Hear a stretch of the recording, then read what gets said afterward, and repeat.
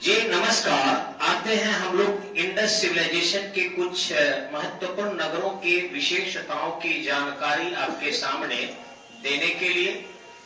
और ध्यान रखेंगे, हड़प्पा सभ्यता एक ऐसी सभ्यता है जो इसके समकालीन विश्व की कोई सभ्यता नहीं थी। यानी इसके समकालीन अगर सभ्यता भी थी तो इतना विकास नहीं की थी।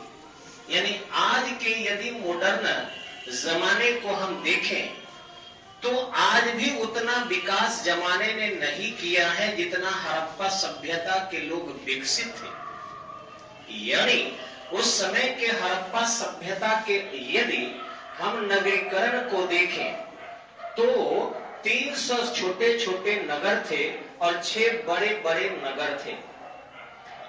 नगर उसे कहते हैं जिस शहर की आबादी न्यूनतम 5000 हो। आज की भी परिभाषा यही है कि नगर वह है जिसकी न्यूनतम आबादी 5000 हो। और दूसरी विशेषता है कि 75% से अधिक आबादी गैर कृषि कार्य में लगी हो।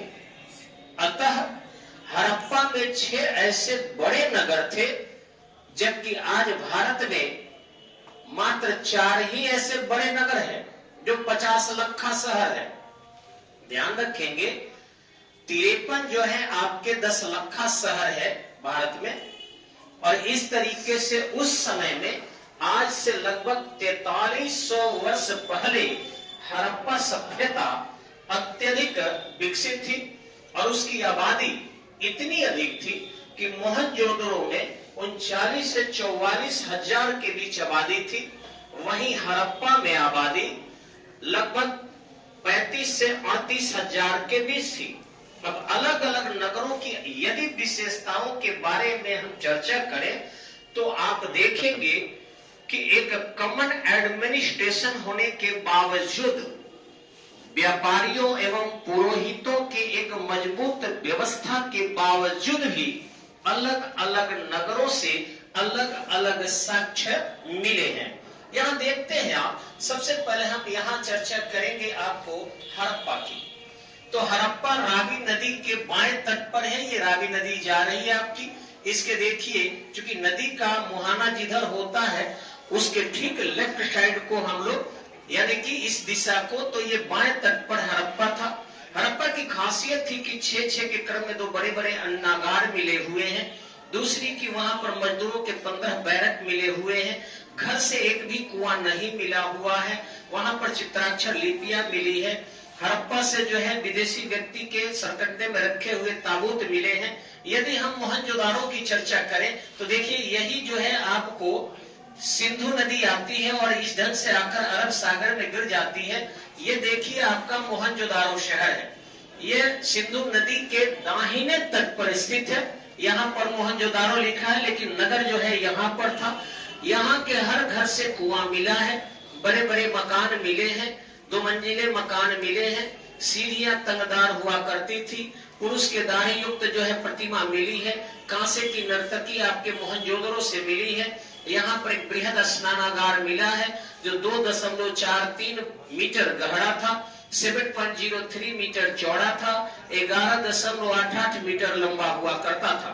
यहाँ से एक विशाल जो अन्न का भंडार मिला है वह मोहनजोदाड़ो के अन्न भंडार के जो 12 छोटे छोटे कोठरियां मिली है वह एक इसके अन्न भंडार के बराबर है। ध्यान रखेंगे, यहाँ देख रहे हैं आपका लोथल। तो ये एरिया जो लोथल का एरिया है गुजरात में, यहाँ पर एक बड़ा सा बंदरगाह नगर मिला है।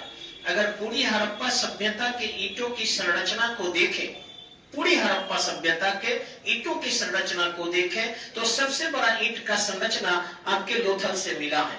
लेकिन लोथल से लकड़ी का अंडागार साबित करता है कि समुद्री लहर से बचने के लिए लकड़ी का अंडागार था, ताकि समुद्री लहर से यदि धाराशायी हो जाता है तो फिर लकड़ी से अंडाकार बनाया जा सकता है। यहाँ के दरवाजा जितने भी मिले हैं वो लकड़ी का एक पलिया दरवाजा मिला है। यानी आधुनिक जो दरवाजा एक पलिया हम लगाते थे उससे अनभिज्ञ नहीं थे, ये विज्ञ थे। आटे की 2 चक्की पाट भी मिला है, यानी पीसने की कला भी उनके पास थी। गाय की 2 मृग मूर्तियां अर्थात आग में पकाई हुई मिट्टी की मूर्तियां मिली है, अर्थात ऐसा नहीं था कि गाय का सम्मान वो नहीं करते थे, लेकिन मनमता में देखा जाए तो मातृ देवी की प्रतिभाएं बहुत ज्यादा मिली है। अगर यहाँ से देखा जाए तो पूरी ये हड़प्पा सभ्यता ऐसे पूरा त्रिभुजाकार था और इस तरीके से 12,99,600 वर्ग किलोमीटर क्षेत्र में ये फैला हुआ था। यहाँ उत्तर से दक्षिण आप देखते हैं यहाँ की 1100 किलोमीटर, और पूरा अगर लंबाई लेते हैं यहाँ मंडा से अगर शुरू करें आप भगतरों के बीच में और दैमाबाद आ जाए तो 1400 किलोमीटर होता है। यहाँ सुटकागेंड से लेकर अगर आलमगीरपुर तक जाए तो 1600 किलोमीटर ये लंबा हो जाता है। लेकिन नगरों की एक एक विशेषता अगर देखेंगे तो सबसे अच्छी नगर की व्यवस्था वहां की गई थी। जल निकासी के नाम पर अगर देखें तो मोहनजोदड़ो से जहां बार बार बाढ़ आता था, 9 बार बाढ़ आने के प्रमाण मिले हैं, अतः वहां बाढ़ से रक्षा के लिए पश्चिमी दुर्ग जो प्रशासकीय दुर्ग के रूप में जाना जाता था, वहां पर अच्छे मोटे दरवाजे के और मोटे दीवार के घर बने हुए थे। वहां के छत इतनी मजबूत थी कि अभी तक नहीं गिरा हुआ है, अभी भी छत वैसे के वैसे पड़ा हुआ है। हालांकि किधर से निकला जाता था दरवाजे का स्पष्ट प्रमाण नहीं मिला है। अगर हम देखते हैं कि बड़े पैमाने पर चावल के साक्ष आप देखिए तो लोथल से मिला है, इसी ढंग से गुजरात के रंगपुर से मिला है। चावल के भूसी के साक्ष ये प्रमाण देते हैं कि वहां के लोग जो थे वो धान की खेती करते थे। ठीक इसी ढंग से अगर राजस्थान के गंगानगर जिला से हम देखें तो वैसी स्थिति में जो पंजाब से सटा हुआ है, वहां पर आपको कालीबंगा नाम का नगर था जहां काले रंग की चूड़ियां थी, दिनहीन नगर था, अलंकृत ईंट वहां से मिले हैं, 7 तक निवेदियां भी मिली है। और हालांकि जो वहां का नाला था, जल निकासी की व्यवस्था वो बहुत अच्छी व्यवस्था नहीं थी, बल्कि सूक्ष्म व्यवस्था थी। कुएं के पास से नाला गुजरने के कारण लगता था कि वह जल आसानी से कुएं में चला जाता होगा, लोग प्रदूषित पानी पीने के लिए बाध्य रहता होगा। हड़प्पा सभ्यता के अगर व्यापार को देखें तो ये सिंधु नदी से होकर और इस साइड में अगर पड़ता है मेसोपोटामिया, तो यहाँ तक वो व्यापारिक जहाज लेकर चले आते थे, अर्थात समुद्री यात्रा करने के प्रमाण मिलते हैं। क्योंकि भारतीय हड़प्पा सभ्यता के समस्त मुद्राएं जिसको मोहर कहते हैं आपके मेसोपोटामिया के ओरकिस और सीसा जैसे बंदरगाह से मिले हैं। वे दिलमुन और माकन से भी व्यापार करते थे जिसके भी प्रमाण मिले हैं। यहाँ पर मेसोपोटामिया के गिलमेगस नाम का एक व्यक्ति है, जो आपके गिलमेगस नाम का व्यक्ति है, जो 2300 ईस्वी पुराना जो है उनके साक्ष्य मिले हैं, जिसमें वह 2 बाघों को अपने कंधों से दबाए हुए हैं और दबाने के बाद वो कहता है कि मैं मेलुहा से व्यापार करता हूँ, अर्थात मेलुहा मोहनजोदड़ो की चर्चा वो करता है। ठीक इसी ढंग से हड़प्पा सभ्यता में भी हरियोपिया का वर्णन आया है। हरियोपिया का वर्णन से यह पता चलता है कि हड़प्पा के बारे में लोग जानते थे, लेकिन ऋग्वेद में 2-4 शब्द ऐसे आए हैं जो इनके भौगोलिक स्थितियों के साथ साथ उनके फिजिकल स्टेटस की भी जानकारी देते हैं। वो कहता है कि हड़प्पा के लोग अनासा थे, यानी नाक चिपकी हुई थी, मृगवाचा थे, यानी वचन बोलने वाले लोग थे, अर्थात वे हड़प्पा सभ्यता के लोगों को अनार्य मानते हैं। दस्यु शब्द की चर्चा आया है। हालांकि यहाँ के लोग भूमध्य सागरीय ज्यादा थे, काकेशियन भी थे, ऑस्ट्रेलोपिथेकस भी थे, रमापिथेकस भी थे, सेवापिथेकस भी थे। हर प्रकार के मानव के प्रजातियों का प्रमाण हड़प्पा सभ्यता से मिला है।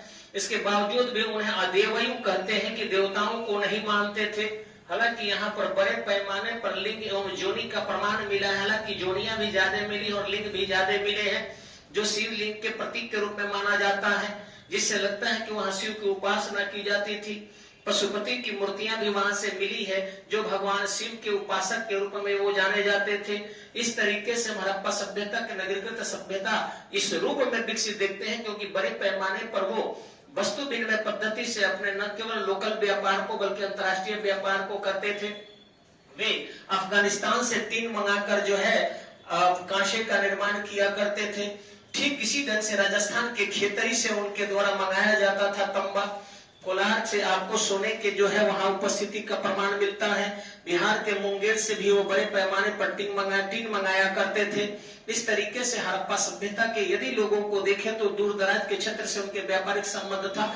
उत्तर दक्षिण दिशा में उनके मुख्य मार्ग हुआ करते थे, पूर्व पश्चिम दिशा में सहायक मार्ग होते थे। उनकी सड़कों के जो है सामान्य दरवाजा गलियों में खुलता था, मुख्य दरवाजा पर, इसलिए वो अपना दरवाजा मुख्य सड़क पर नहीं खोलते थे, क्योंकि उन्हें लगता था कि धूलकण वगैरह प्रवेश कर जाएंगे, क्योंकि घरों के ऊपरी भाग में वेंटिलेशन की व्यवस्था थी, जिससे उनके घर के अंदर का प्रदूषण बाहर जा सके, न कि बाहर के प्रदूषण अंदर आ सके। मोहनजोदाड़ो से स्ट्रीट लाइट की व्यवस्था का प्रमाण भी मिलता है। इस स्ट्रीट लाइट की व्यवस्था से लगता है कि रात्रि में भी परिचालन उनके द्वारा किया जाता था। कुछ मृदमान चित्रित मिले हैं जिससे लगता है अमीर वर्ग के लोग चित्रित मृदमान का प्रयोग करते होंगे, चूंकि वो महंगा पड़ता होगा। गेरुए मृदमान और सामान्य मृदमान का प्रयोग सामान्य जनता करती होगी। धौलावीरा एक जगह है जो गुजरात के यहाँ पर पड़ता है। ये धौलावीरा जो है आपका यहाँ पर जो गुजरात के भुज तालुका में कच्छ क्षेत्र में पाया गया है। वहां पर त्रिस्तरीय नगर का प्रमाण है और वर्षा के पानी एकत्रित करने के प्रमाण भी वहां से मिलते हैं, जिससे लगता है कि वो सूखे के दिनों में अर्थात गर्मी के दिनों में जल संकट से ग्रसित रहते होंगे। यहाँ धौलावीरा से उन्हें एक विशाल जो है तोरणद्वार गिरा हुआ मिला है, जिसमें 35 सेंटीमीटर के लेटर लिखे गए हैं और उन पर कुल 17 लेटर उत्कर्णित है, जिससे लगता है कि वे कहीं न कहीं किसी न किसी के स्वागत के लिए अथवा अपने नगर के सम्मान के लिए बनवाए होंगे। इस तरीके से हड़प्पा सभ्यता के संपूर्ण विशेषताओं को अगर देखें तो विश्व के जितने भी समकालीन नगर हैं और उनमें अत्यधिक विकसित सभ्यता हड़प्पा सभ्यता थी। अब कुछ विदेशी लोग कहते हैं कि यह सभ्यता माइग्रेट होकर आई थी और यहाँ व्यापारियों का एक झुंड रहता था, जिस कारण विलासप्रिय संसाधनों के प्रयोग ये बड़े पैमाने पर करते होंगे, लेकिन ऐसा कोई प्रमाण नहीं मिलता। बल्कि अगर कालीबंगा को अगर देखें, हम राखीगढ़ी को देखें, गनेरीवाल को देखें, तो ये प्रमाण मिलता है कि सनई सनई सभ्यता का विकास हुआ था। जॉन मार्शल कहते हैं कि 4000 ईस्वी पूर्व से सभ्यता का सनई सनई विकास हुआ और 2300 ईस्वी पूर्व में यह सभ्यता अत्यधिक मजबूत होकर उभरी। 1750 ईस्वी के आसपास ये सभ्यता धीरे धीरे पतनावस्था की ओर चली गई, परंतु जल के दूर हो जाने के कारण अथवा लौका बिजली के गिरने के कारण अथवा आर्यों के आक्रमण के कारण सभ्यता के लोग बिखर जरूर गए होंगे, लेकिन इस सभ्यता का पूरी तरह पतन नहीं हुआ बल्कि निरंतरता रही। क्योंकि भगवान शिव की पूजा आज भी होती है, आज भी शिवलिंग वैसे ही किए जाते हैं। स्वास्तिक के चित्र जो वहां मिले हैं उसी ढंग से स्वास्तिक के प्रतीक आज भी लोग प्रयोग करते हैं। आज भी स्नान का महत्व भारतीय संस्कृति में देखने को मिलता है, जो वहां के स्नानागार से प्रमाणित होता है।